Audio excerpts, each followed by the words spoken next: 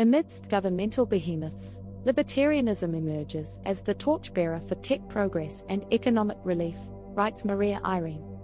In a world where technology has started to outpace the traditional structures of governance, a burgeoning school of thought has gained traction: libertarianism.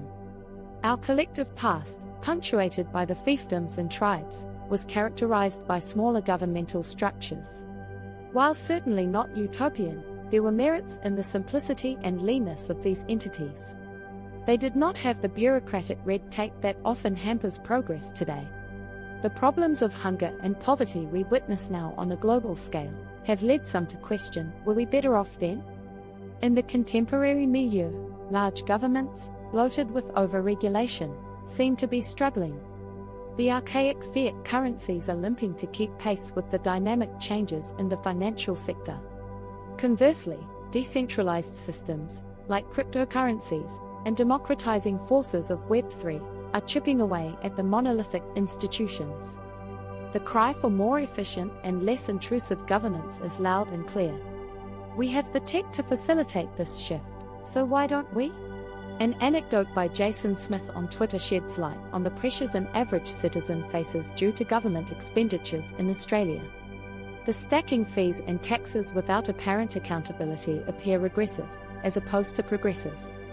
And here lies the pivot towards libertarianism. It posits that minimizing government interference and embracing free market principles is the pathway to prosperity.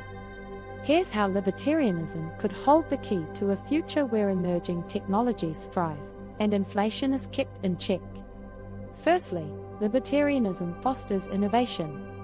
Emerging technologies such as AI and blockchain can flourish in a system where the bureaucratic shackles are loosened.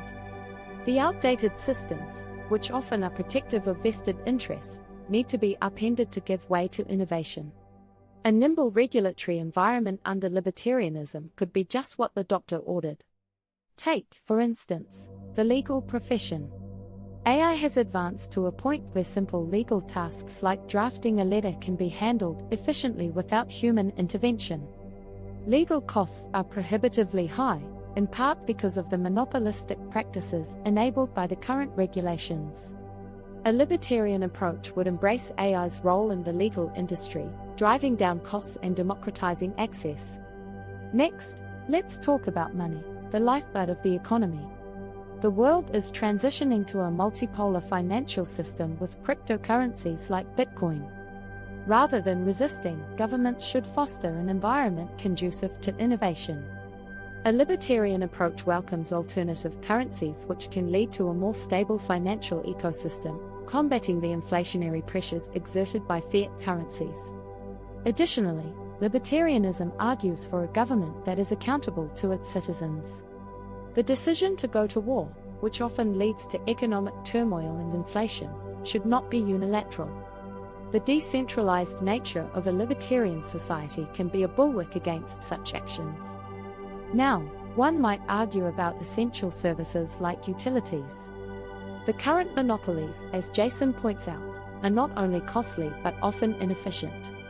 Libertarianism would encourage competition, which could lead to better services and lower prices.